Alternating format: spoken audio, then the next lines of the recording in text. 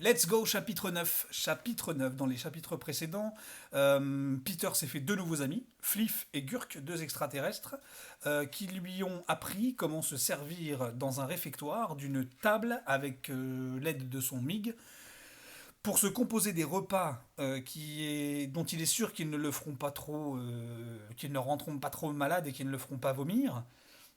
Parce que Peter est le seul humain à avoir mis les pieds sur le vaisseau jusqu'à présent, donc les ordinateurs, tout ça, ne sont pas forcément au courant de ce qu'il peut manger. Il a donc fallu qu'il réponde à tout un tas de questions pour que la machine puisse lui composer son repas comme il faut.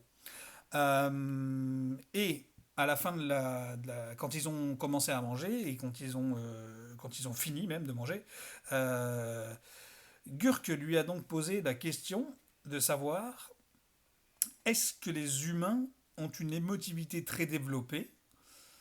Alors, Peter leur a demandé pourquoi la question, et Gurk a répondu que parce que comme ça, on se sentirait moins coupable si on devait faire sauter ta planète. Donc, chapitre 9. Service d'étage.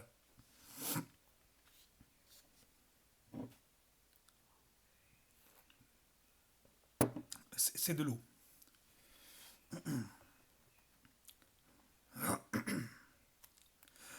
S'il vous est arrivé d'échapper de justesse à un terrible accident de voiture, vous pouvez deviner ce que je ressentais. Mes mains tremblaient, mon cœur battait à tout rompre, mon estomac me remontait dans la gorge. Si vous devez faire quoi articulai-je horrifié. La tige sur la tête de Fliff se mit à tourbillonner. La bosse à son extrémité poussant des nip nip nip, affolée comme si quelqu'un voulait la tuer. Selon mon implant, c'était le signe d'un grand bouleversement émotionnel. À ta santé, pensai-je. Ton désarroi ne peut être pire que le mien.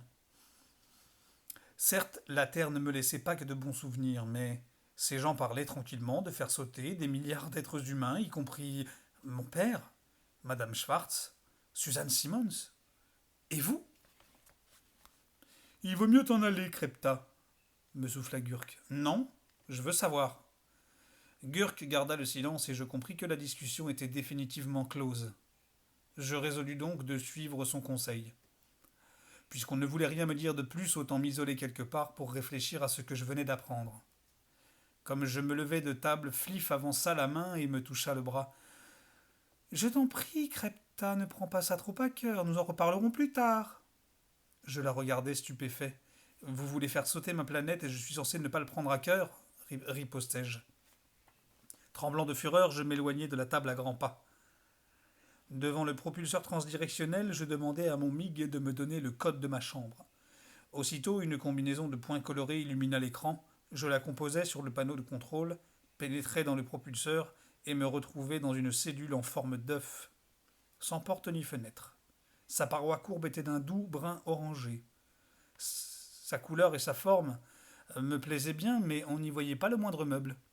La maison de Broxholm était totalement vide elle aussi. Était-ce le style extraterrestre? S'attendait-il que je me contente de m'asseoir par terre et de regarder le mur? Il est intéressant de noter à quel point on se laisse parfois distraire par de petits détails quand quelque chose de crucial vous pèse sur l'esprit. J'étais préoccupé par le sort de la Terre, mais le fait qu'il me manquait une chaise pour y réfléchir confortablement me préoccupait deux fois plus. Je décidai d'interroger le MiG à ce sujet. Je l'ouvris. Est-ce que je peux avoir des meubles dis-je. Certainement, répondit la voix mécanique. Bon, mais comment dois-je m'y prendre? Il suffit de demander.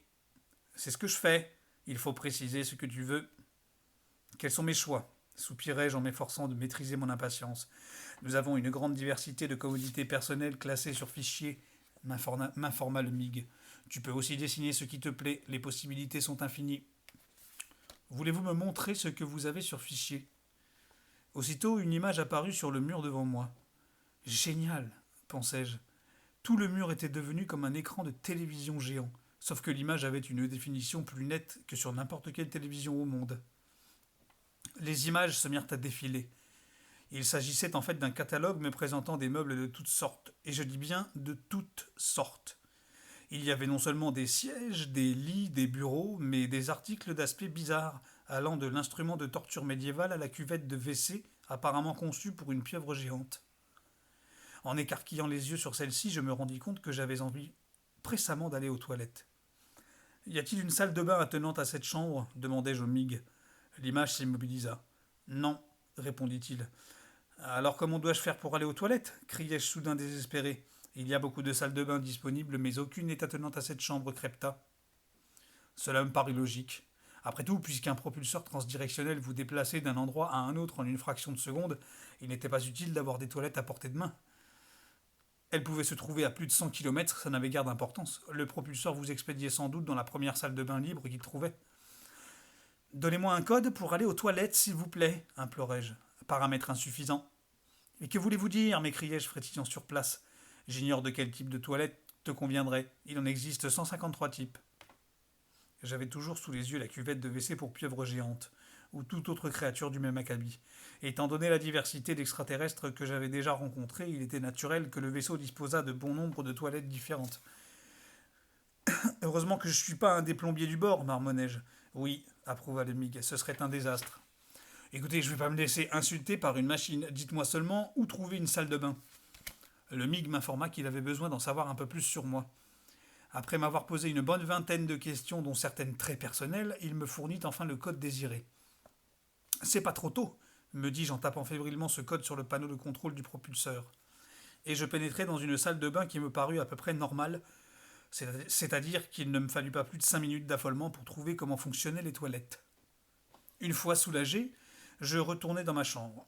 Le catalogue était resté figé à la même page sur le mur. Pouvez-vous me montrer uniquement des sièges demandai-je.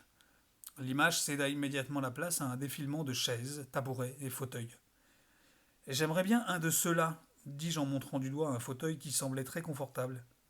L'image s'immobilisa de nouveau. En quelle couleur voulut savoir le MIG. Qu'est-ce que vous avez?